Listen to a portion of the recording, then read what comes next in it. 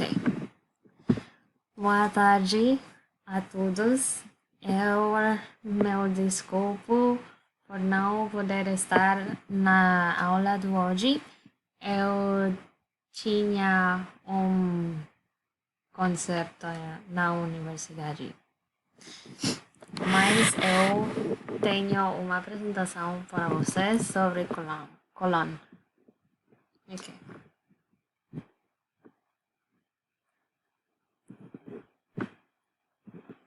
Então, um pouco de informação geral.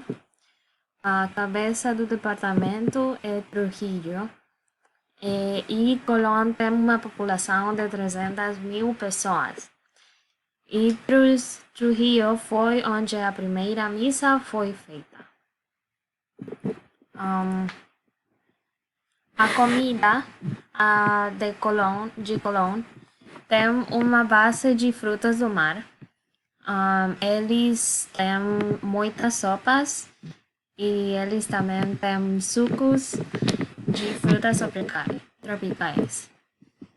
Então, uma das comidas é macho correndo.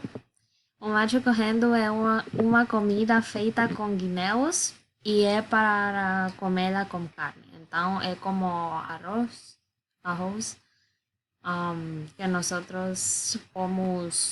pomos ao lado do carnes ou frutos do mar. Não é um prato principal. A segunda comida é chanfaina de menudos.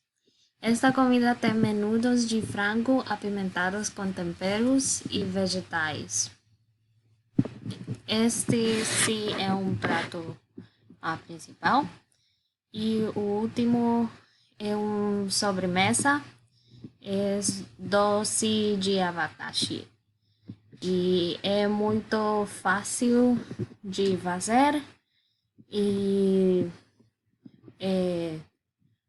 quando nós fazemos, podemos fazer muito e compartilhar com outras pessoas. Okay. Praias e lugares turísticos. Colón tem muitos lugares turísticos. Suas praias sempre têm sido minhas praias favoritas. E também tem muitos lugares históricos. Então, um lugar histórico é a Fortaleza de Santa Bárbara. Esta fortaleza é o prédio é edifício europeu mais velho em América. As praias brancas. Muitas praias de Trujillo têm areia branca. E o último é Parque Campo do Mar.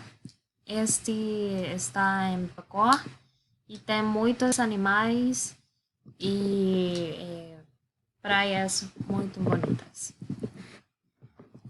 Esta é toda a minha apresentação. Eu espero que vocês gostaram. Obrigada.